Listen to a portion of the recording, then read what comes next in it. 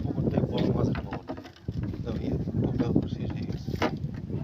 একটা উঠে পড়ে গেল এত বড়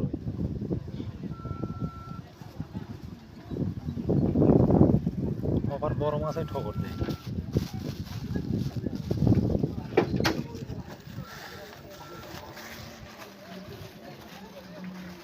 দোস্ত আবার গেলে ঠোকর দেয় বড় মাছে ঠোকর দেয় বুঝছেন মশাদের রুটি খাইতে আছে মশাদের রুটি খাইয়ে লাগে